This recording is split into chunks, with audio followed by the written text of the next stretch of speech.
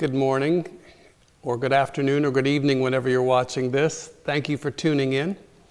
I'm in the cry room at the church. You might be able to see behind me is the pallets. These were taken from our current chairs, pew coverings. And the great thing about this is David Lagarth, who's in charge of Brown Bag Ministry, figured out that they'll be able to make these into pallets for the homeless to sleep on. So that's what will happen to our old ones, old pads. The new pads are here in these bundles on the other side. And those are much thicker. I think you'll find them more comfortable.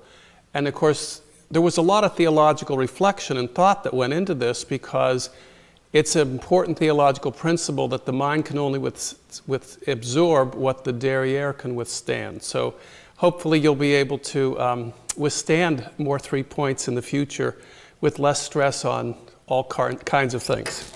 But I do want to have a little bit of a talk today about the texts of the Bible.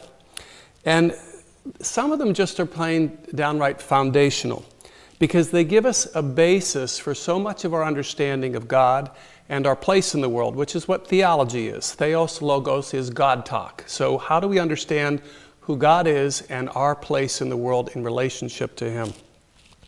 And one of those foundational texts is in the very first chapter of the very first book of the Bible, Genesis 1:27, where we read, God created human beings in His image.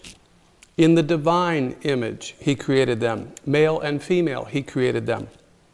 Now, the reason why this text is so foundational is that if we understand it correctly, it sets us out on the correct path of life. But if we do not understand it, or more likely if we forget it or ignore it, it can really have a lot of disastrous consequences in our lives because we end up living a life that takes us nowhere good, that doesn't really have an end direction, which can leave us shallow and then so easily swayed and manipulated by the advertising consumerist culture in which we live in. The great mystic Meister Eckhart wrote, now I admit this is pretty heady, but the explanation is going to follow, so hang in there. An image is not of itself, nor is it for itself. It rather springs from the thing whose reflection it is, and belongs to that thing with all its being. It owes nothing to a thing other than that whose image it is. Nothing else is its origin. An image takes its being immediately from that of which it is the image, and it has one sole reality with it. It is that same being. Got that? If you didn't on the first, it took me a couple tries through, but James Finley writes some commentary on this mystical text, and he's very helpful. He writes, the generosity of God is infinite and teaches us that God gives His very self away as the reality of all things. God is the reality of all things. And it is to our deep loss if we forget or act like we do not know that we are the product of the loving generosity of God. And an image really helps here. And this again is from Finley. Imagine that you are standing before a full-length mirror, and imagine the image of you has become conscious. It can begin to think and talk. This image of you has gone through a lot of therapy. It's taken a lot of courses on being an insightful image. And it has come to a point in which it informs you, I don't need you anymore. And then you say back to your image, well, you know, this probably is going to be a little difficult, really, since you're an image of me. No, the image says, I've worked on this. I've come to a point. I don't need you anymore. And so to try to help the image understand, you step halfway out of the mirror, and half of your image disappears.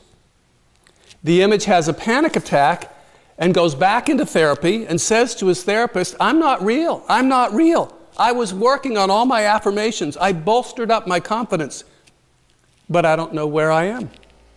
I lost myself. I buckled.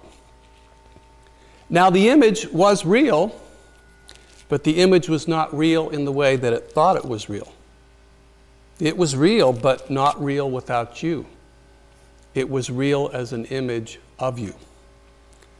Unfortunately, this is really the way so much of modern American culture understands itself.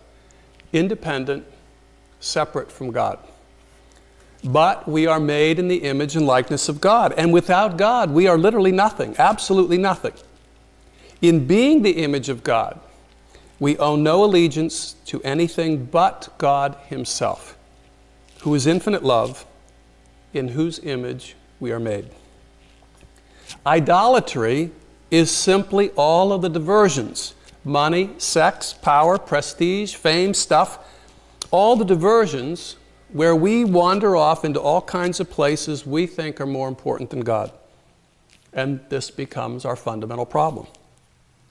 So to remember we are made in the image and likeness of God is absolutely foundational for our lives. We share the very life of God. I'm wondering if the only appropriate response is, wow, or, Lord, how can I ever thank you enough? Amen.